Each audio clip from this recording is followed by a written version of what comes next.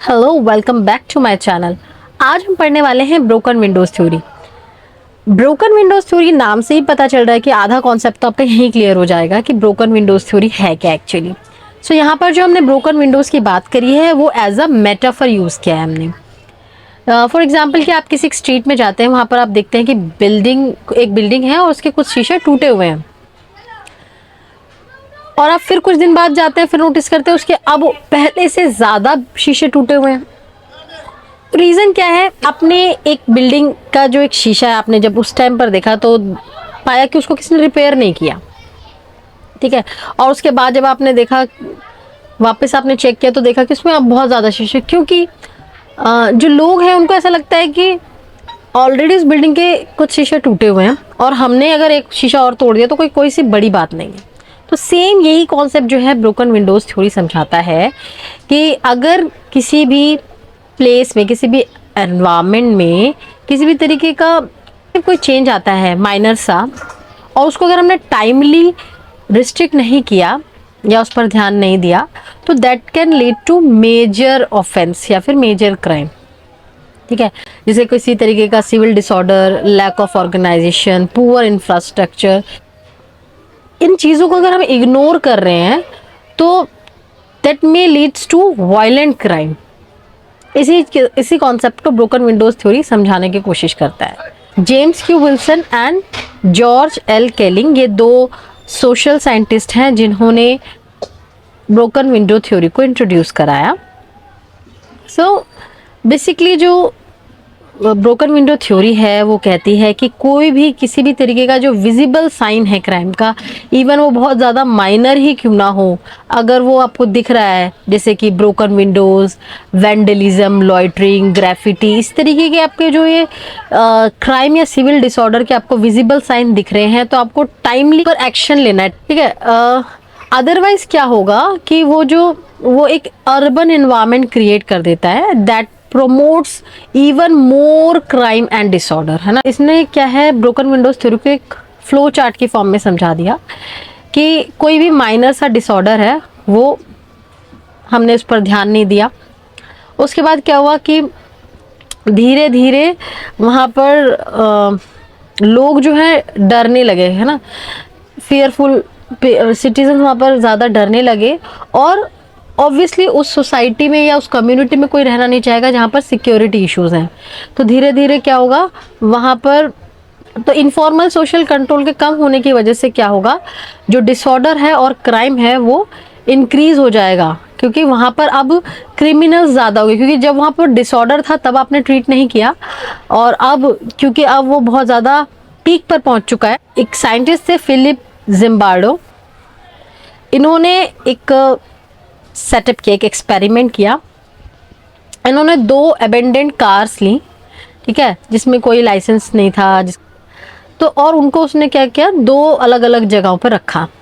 पहली जो जगह थी ब्रॉन्क्स, जो कि बहुत ज़्यादा जिसका बहुत ज़्यादा हाई क्राइम नेबरहुड था, मतलब आसपास बहुत ज़्यादा चोरी लूटपाट, ऐसा पुअर एनवायरनमेंट था, उस जगह पर उसने गाड़ी को खड़ी करा। और दूसरी जगह कहाँ पर खड़ी करी गाड़ी को, बहुत ही एफ्लुएंट एरिया था जहाँ पे इलाइट क्लास के लोग रह रहे हैं, ठीक है, वहाँ पर उसने गाड़ी को खड़ा करा। नाउ आफ्टर जस्ट 10 मिनट्स क्या देखा उन्होंने, जो कि गाड़ी जो ब्रॉन्क्स में खड़ी थी, यानी कि ऐसे एरिया में जहाँ पे हाई क्राइम नेबरहुड था, वहाँ की कार जो विद इन 10 मिनट्स जो है उस पर तोड़फोड़ होना शुरू हो गया। लोगों ने उसके कुछ कुछ पार्ट्स लेकर चले गए हैं, बच्चों ने उसको अपना घर बना लिया, मतलब कार के अंदर बैठ के खेल रहे हैं, है ना। किसी ने रेडिएटर गायब कर लिया, किसी ने बैटरी गायब कर ली, किसी ने हेडलाइट फोड़ दी, किसी ने आगे का शीशा तोड़ दिया। तो इस दूसरी तरफ जो इलाइट जगह पर उन्होंने जो रखा हुआ था गाड़ी को, उसमें क्या था, वो 10 दिन, मतलब more than a week, around 10 days जो है वो गाड़ी अनटच्ड रही। फिर जिम्बार्डो ने क्या करा, इंटेंशनली वहाँ पर गए और उन्होंने हथौड़े से उसके जो है शीशे को तोड़ दिया। और जैसे ही उन्होंने तोड़ा, विद इन लाइक 1 आवर और 10 मिनट्स क्या है, लोगों ने उस कार की हालत एकदम पतली कर दी। जैसा कि वो ब्रॉन्क्स में कार की हालत रखी कर दी गई थी, ऐसी सेम उसका कर दिया। तो इससे कंक्लूजन क्या निकाला जिम्बार्डो ने कि ऐसा एक फैक्टर है जहां पर जो हमने इनिशिएट किया है चीज़ों को, अगर उसको टाइमली रिपेयर नहीं किया तो वो क्या करती है, वो बाकी फर्दर वायलेंट क्राइम को इनिशिएट कर रही है। ठीक है, फर्दर उसको वायलेंट क्राइम की तरफ लेकर जा रही है कि माइनर जब उसमें छोटे मोटे चेंजेस थे ना, उसको हमने तब रिपेयर नहीं किया, तो अब क्या है, लोगों ने उसको सोच लिया है कि हाँ उनको वो गाड़ी को तोड़ सकते हैं। तो सेम यही जो कॉन्सेप्ट है वो ब्रोकन विंडोज थ्योरी का है। इसी जो एक्सपेरिमेंट को आगे फर्दर ये जो दो साइंटिस्ट थे इन्होंने, so now is your windows broken, now fear plays an important role. जैसे कि अभी हमने पहले की स्लाइड्स में हमने पढ़ा कि ऐसी कम्युनिटी जहाँ पर मतलब माइनर चेंजेस हो रहे हैं, नेगेटिव चेंजेस हो रहे हैं, है ना, और धीरे धीरे वहाँ पर क्या हुआ कि लोगों में बहुत ज़्यादा डर हो जाएगा, और डर होने की वजह से क्या है, फिर वो कम्युनिटी में लोग कम रहने लगेंगे और क्रिमिनल एक्टिविटीज़ ज़्यादा होने लगेंगी, क्योंकि लोग उस जगह को छोड़ते चले जाएंगे। ठीक है, क्योंकि कोई भी ऐसी एरिया में नहीं रहना चाहेगा जहाँ पे सिक्योरिटी इश्यूज़ हैं। तो अभी हमने पढ़ा था अभी हमने कॉन्सेप्ट पढ़ा था इनफॉर्मल सोशल कंट्रोल। जो अभी हम बी या वॉचफुल लेबर पढ़ रहे हैं, तो इसी हेडिंग के अंदर हम उसको पढ़ सकते हैं। जब आप देखते हैं कि आपके आस पड़ोस के लोग जो कहीं जैसे काफ़ी दिनों के लिए छुट्टी पर जा रहे हैं, तो ऐसे कम्युनिटी जहाँ पर लोग एक दूसरे को जानते ही नहीं है कि नेबर में पास पड़ोस में कौन रहता है, वहाँ पर आप नोटिस करेंगे कि ज़्यादा चोरियाँ होती हैं। रीज़न बीइंग कि वहाँ के जो एक नेबरहुड वॉच कॉन्सेप्ट है कि अगर कोई जा रहा है तो वो बता के जाए कि भाई हाँ 1 हफ्ते के लिए मैं कहीं बाहर जा रहा हूँ, तो वो क्या ध्यान रख सकते हैं कि ओके अगर कुछ अनयूजुअल सा दिखता है उन्हें उनके कमरे में, जैसे लाइट जल रही है, टीवी का वॉल्यूम बढ़ा हुआ है, या फिर इस तरीके से कोई अनयूजुअल एक्टिविटी दिखती है, तो वो फ़ौरन उस पर एक्शन ले सकते हैं। तो क्या है, एक इनफॉर्मल सोशल कंट्रोल जहाँ नहीं होता है जिन एरियाज़ में, वहाँ पर क्राइम के चांसेस ज़्यादा होते हैं। So be a watchful neighbour.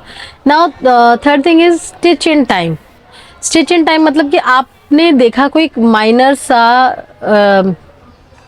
Change आपने अपने एनवायरनमेंट में नोटिस करा कि देख रहे हैं कि नुक्कड़ में 4 लोग मतलब बिना काम के वहाँ पर एकदम गुट बनाकर बैठे हुए हैं, या फिर कोई कह सकते कोई नशेड़ी व्यक्ति जो है वो वहाँ पर बैठ के नशा कर रहा है। आपको लगता है कि एक ही व्यक्ति है और हम क्यों पंगे लें, इस तरीके से सोच कर लोग निकल जाते हैं। लेकिन क्या है कि अब आज एक बंदा कर रहा है और उसको देख के फिर 4 लोग और आएंगे कि भाई ये भी कर सकता है तो हम भी कर सकते हैं ना, तो वो क्या धीरे धीरे एक क्राइम हब बन जाएगा। सो अगर आपको लगता है कि ये चीज़ जो है फर्दर फ्यूचर में मेजर क्राइम का या किसी वायलेंट क्राइम की तरफ इशारा कर रही है, तो उसको टाइमली आप रिस्ट्रिक्ट कर दें उस एक्टिविटी को। वॉच योर रोड, जो ये ब्रोकन विंडोज थ्योरी है, ये एक्चुअली स्टार्ट हुई थी पुलिसिंग के लिए, कि पुलिसिंग को इफेक्टिव कैसे बनाया जाए कि क्राइम को कंट्रोल किया जाए। सो इन्होंने जो कॉन्सेप्ट रखा इन्होंने कॉन्सेप्ट रखा ब्रोकन विंडो पुलिसिंग। इसमें क्या था कि इन्होंने कुछ चेंजेस करे the way police use to patrolling. Like पहले वो व्हीकल पेट्रोलिंग करते थे, तो अब उनको कहा गया कि आप जो है फुट पेट्रोलिंग करो, एक एरिया को कवर कर सकें। ठीक है, और कॉन्टीन्यूअस पेट्रोलिंग की वजह से लोगों में एक फियर भी रहता है कि okay someone is there to surveillances, है ना। Then achieving zero tolerance.